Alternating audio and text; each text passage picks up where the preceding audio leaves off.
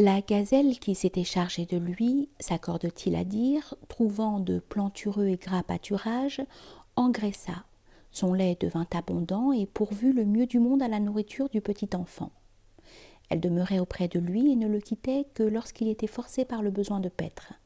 L'enfant, de son côté, s'habitua si bien à la gazelle que lorsqu'elle tardait à venir, il éclatait en larmes, et elle volait vers lui. Il n'y avait d'ailleurs dans cette île aucun animal dangereux. L'enfant s'éleva et grandit, nourri du lait de la gazelle, jusqu'à l'âge de 2 ans. Il apprit à marcher et fit ses dents. Il suivait la gazelle, et celle-ci se montrait pour lui pleine de soins et de tendresse. Elle le conduisait dans des endroits où se trouvaient des arbres chargés de fruits, lui donnant à manger les fruits tombés de l'arbre lorsqu'ils étaient doux et mûrs. S'ils avaient une enveloppe dure, elle les lui cassait avec ses molaires. Quand il revenait au pis, elle lui donnait son lait. Quand il avait soif et voulait de l'eau, elle le menait boire. Quand le soleil l'incommodait, elle le conduisait à l'ombre. Quand il avait froid, elle le réchauffait, et dès que la nuit tombait, elle le ramenait à son premier abri, le garantissant avec son corps et avec de la plume qui se trouvait là, de celle dont on avait jadis rempli le coffre au moment où avait mis l'enfant. Le matin et le soir, un troupeau de gazelles avait coutume de les accompagner, allant avec eux au pâturage et revenant avec eux passer la nuit au même gîte. L'enfant ne cessa de vivre ainsi avec les gazelles, dont il reproduisait les cris avec sa voix à s'y méprendre. Il reproduisait de même avec une grande exactitude tous les chants d'oiseaux ou cris d'autres animaux qu'il entendait. Mais les cris qu'il reproduisait surtout, c'étaient ceux des gazelles qui demandent du secours, ou qui veulent entrer en relation, ou qui désirent quelque chose, ou qui cherchent à éviter un danger, car les animaux, pour ces occasions différentes, ont des cris différents. Ils se connaissaient, les animaux et lui, et ils ne se traitaient pas en étrangers. Lorsque s'étaient fixées dans son esprit des représentations des choses dont il cessait d'avoir une perception actuelle, les unes lui inspiraient du désir, les autres de l'aversion. Il observait entre-temps tous les animaux et les voyait couverts de poils, laineux ou soyeux, ou de plumes. Il remarquait leur rapidité à la course, leur force, les armes dont ils étaient munis pour lutter contre l'adversaire, telles que les cornes, les dents, les sabots, les ergots, les serres. Puis, faisant un retour sur lui-même, il se voyait nu, sans armes, lent à la course, faible contre les animaux qui lui disputaient les fruits, se les appropriait à son détriment et les lui enlevait sans qu'il pût les repousser ou échapper à aucun d'entre eux. Il voyait à ses compagnons, les petits des gazelles, pousser des cornes qu'ils n'avaient point auparavant. Il les voyait devenir agiles après avoir été lents à la course. Il ne constatait chez lui-même rien de tout cela. Et il avait beau y réfléchir, il ne pouvait en découvrir la cause. Considérant les animaux difformes ou infirmes, il n'en trouvait aucun qui lui ressemblât.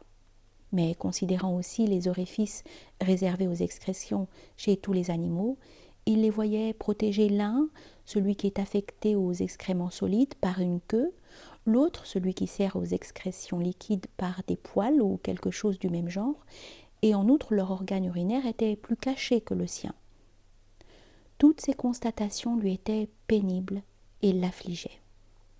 La tristesse qu'il en ressentait durant longtemps, et il approchait de l'âge de 7 ans lorsque, désespérant de voir se réaliser en lui les avantages naturels dont l'absence le faisait souffrir, il prit de larges feuilles d'arbre qu'il disposa les unes derrière lui, les autres devant, et il les attacha à une sorte de ceinture qu'il se fit autour de la taille avec des feuilles de palmier et de l'alpha. Mais ces feuilles ne tardèrent pas à se faner, à sécher et à tomber. Il en cueillit alors d'autres qu'il assembla dorénavant en couches superposées. Elles pouvaient ainsi durer davantage, mais jamais bien longtemps. De branches d'arbres, il se fit des bâtons qu'il rendit lisses aux extrémités et unis d'un bout à l'autre, et il les brandissait contre les animaux avec lesquels il avait à lutter, attaquant les faibles d'entre eux et résistant aux forts. Il conçut par suite une certaine idée de ce dont il était capable et comprit que sa main avait sur leurs membres antérieurs une grande supériorité, puisque grâce à elle, en couvrant ses parties honteuses et en se faisant des bâtons pour se défendre, il lui était possible de se passer de queue et d'armes naturelles. Pendant ce temps, il grandissait et dépassait l'âge de 7 ans, mais il se lassa de renouveler les feuilles dont il se couvrait. L'idée lui vint alors de prendre la queue d'un animal mort pour se l'attacher à lui-même. Mais il hésitait à le faire car il avait vu que les bêtes fauves vivantes évitent et fuient les cadavres de leurs congénères. Sur ces entrefaites, il rencontra un jour un aigle mort et se trouva en mesure de réaliser son désir. Ne voyant point les bêtes fauves s'en effaroucher, il profita de l'occasion, s'approcha de l'oiseau, détacha les 2 ailes et la queue, entière et telle quelle, et en étala les plumes d'une façon régulière. Il dépouilla ensuite la bête du reste de sa peau, la partagea en 2 parties et se les attacha l'une sur le dos, l'autre sur le nombril et au-dessous. Enfin, il suspendit la queue derrière lui et les 2 ailes au haut de ses bras. Il eut de la sorte un vêtement qui le couvrit, lui tint chaud et le fit craindre de tous les animaux. Ceux-ci ne songèrent pas à lui chercher querelle ou à lui résister, et aucun d'eux ne s'approcha plus de lui, sauf la gazelle qui l'avait allaité et élevé. Elle ne le quitta point, ni lui ne la quitta. Enfin, elle devint vieille et s'affaiblit. Il la conduisit à des gras pâturages et lui cueillit et lui fit manger de bons fruits. Mais sa faiblesse et sa maigreur augmentèrent et la mort survint enfin. Tous ses mouvements et toutes ses fonctions s'arrêtèrent. Quand il la vit en cet état, le jeune garçon fut saisi d'une émotion violente, et de douleur peu s'en fallut que son âme s'exhala. Il l'appela avec le cri auquel, lorsqu'elle lui entendait pousser, elle avait coutume de répondre, ou bien en criant de toutes ses forces, mais sans constater en elle ni mouvement ni changement. Il lui examinait les oreilles et les yeux, sans y apercevoir aucun dommage apparent. Il examinait de même tous ses membres sans en trouver aucun qui fût endommagé. Il désirait ardemment découvrir la place du mal pour l'en délivrer, afin qu'elle revînt à l'état où elle se trouvait auparavant. Mais rien de tel ne s'offrait à lui et il était impuissant à lui porter secours. Ce qui lui inspirait cette idée, c'est une observation qu'il avait faite sur lui-même antérieurement.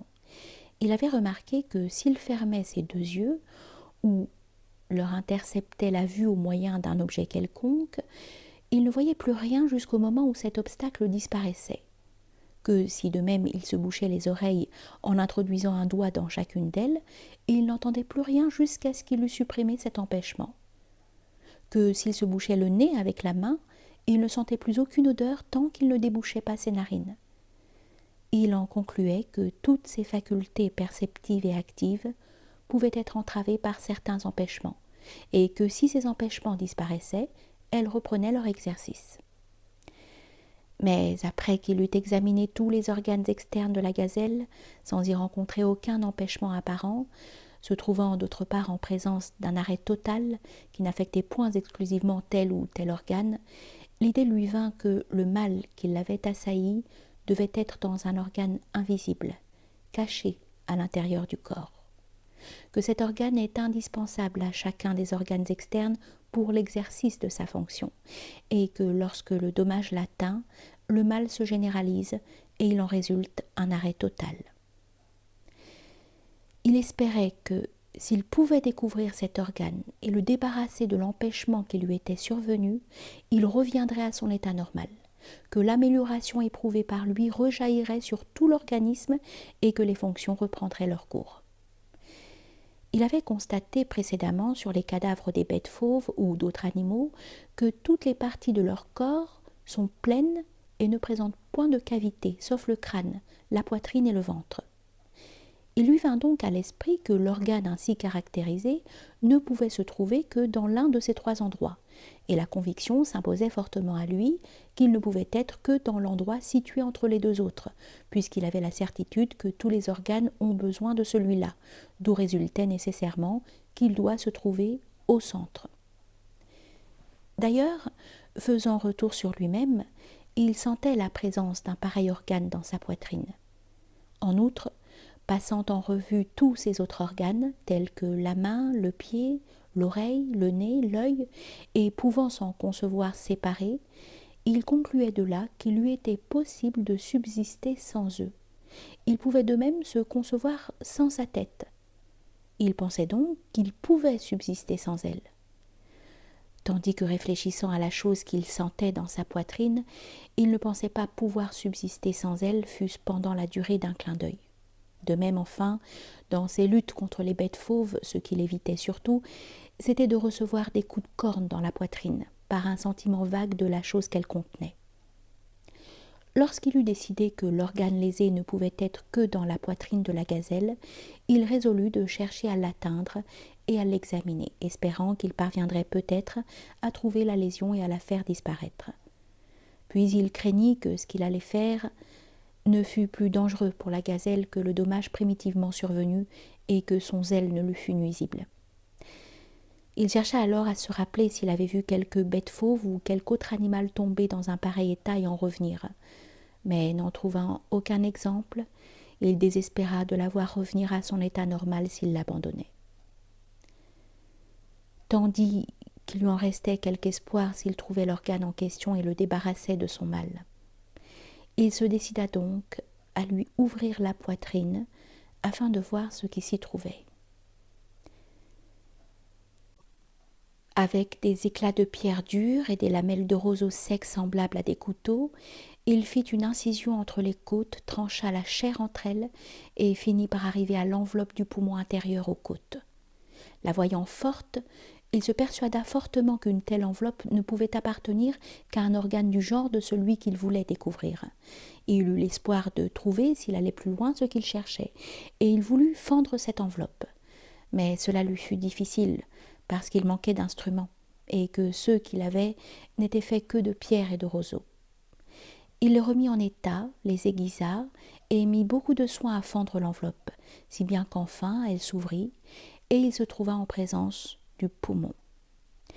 Il crut d'abord que c'était là ce qu'il cherchait, et il l'examina longtemps en tous sens, y cherchant le siège du mal, mais il n'avait d'abord rencontré qu'une moitié latérale du poumon. Il s'aperçut que cet objet déviait vers l'un des côtés. Or, il avait la conviction que l'organe cherché devait être au milieu du corps, aussi bien dans le sens de la largeur que dans celui de la longueur. Il continua donc ses recherches au milieu de la poitrine et finit par rencontrer le cœur. Ce viscère était couvert d'une enveloppe extrêmement forte, attachée par des ligaments très solides, et le poumon l'entourait du côté par où l'enfant avait entamé la dissection. Si cet organe a, se dit-il, de l'autre côté une partie semblable à celle qu'il a de ce côté, il est réellement au milieu, et c'est sans aucun doute celui que je cherchais. Surtout si je considère l'excellence de sa position, la beauté de sa forme, sa structure ramassée, la fermeté de sa chair et son enveloppe protectrice dont je ne vois l'appareil à aucun organe. Il fouilla donc de l'autre côté de la poitrine, y rencontra l'enveloppe intérieure aux côtes et trouva le second poumon pareil à celui qu'il avait trouvé du premier côté. Il jugea donc que cet organe était celui qu'il cherchait. Il se mit en devoir d'en fendre l'enveloppe et d'en inciser la membrane. Non sans travail et non sans peine, il y parvint, après y avoir employé tous ses efforts. Il mit à nu le cœur et vit qu'il était massif de toutes parts. Il essaya d'y découvrir quelques dommages apparents, mais n'y remarqua rien. Il le serra avec la main et sentit qu'il était creux. Peut-être, dit-il, ce que je cherche est-il en fin de compte à l'intérieur de cet organe, et ne l'ai-je pas encore atteint? Il ouvrit le cœur et il y aperçut deux cavités, l'une à droite, l'autre à gauche. Celle de droite était remplie de sang coagulé, celle de gauche était absolument vide. Ce que je cherche, dit-il, ne peut manquer d'avoir pour logement l'un de ces deux compartiments. Dans celui de droite, je ne vois rien d'autre que ce sang coagulé, et il est hors de doute qu'il ne s'est point coagulé avant que le corps tout entier ne fût arrivé à cet état où il se trouve. Il avait observé en effet que dès qu'il s'écoule hors du corps, le sang se coagule et se fige. Ce n'est là, poursuivit-il, qu'un sang pareil à tout autre. Je le retrouve dans tous les organes indistinctement. Ce que je cherche n'est point de cette nature. Ce doit être la chose qui a pour siège propre cette région du corps dont je trouve que je ne puis me passer, fût-ce pendant la durée d'un clin d'œil. Voilà ce dont je me suis mis en quête dès le début. Quant au sang que voici, combien de fois blessé par des bêtes dans la lutte, j'en ai perdu une grande quantité sans en éprouver de dommages et sans être privé d'aucune de mes fonctions. Voilà donc un compartiment dans lequel je n'ai pas à chercher. Quant à celui de gauche, je le vois absolument vide, mais je ne puis croire qu'il soit inutile. Car j'ai vu que chaque organe était destiné à une fonction spéciale. Comment donc ce réceptacle dont j'ai constaté la supériorité serait-il inutile ? Je ne puis m'empêcher de croire que l'objet de mes recherches s'y trouvait, mais qu'il l'a abandonné, le laissant vide. Et c'est alors qu'est survenu dans cet organisme l'arrêt en question, qu'il a perdu la perception et le mouvement. Ainsi, l'habitant de ce logement en avait déménagé avant qu'il eût subi aucune dégradation, et l'avait quitté lorsqu'il était encore intact. Il était donc probable qu'il ne reviendrait pas, maintenant qu'il était ainsi ravagé et béant. Alors le corps entier lui parut vil et sans valeur auprès de cette chose qui, selon sa conviction, y demeurait un temps et le quittait ensuite. Il concentra donc uniquement ses réflexions sur cette chose, se demandant ce que c'était, comment elle était, qu'est-ce qui l'avait attachée à ce corps, où elle s'en était allée, par quelle issue elle était passée quand elle était sortie du corps, quelle cause l'avait chassée, au cas où son départ avait eu lieu par contrainte, ou bien quelle cause lui avait rendu le corps assez odieux pour qu'elle s'en séparât, au cas où son départ avait été volontaire. Il se répandit en réflexion sur toutes ces questions, oubliant le corps et l'écartant de sa pensée. Il comprit que sa mère, que celle qui avait eu pour lui de l'attachement et qui l'avait allaité, était non pas ce corps inerte, mais cette chose disparue. C'est d'elle qu'émanaient tous ces actes. Ce corps dans son ensemble n'était pour cette chose-là que comme un instrument, comparable au bâton que lui-même s'était fait pour combattre les bêtes. Alors son affection se détourna du corps pour se porter sur le maître et moteur du corps, et il n'eut plus d'amour que pour lui seul.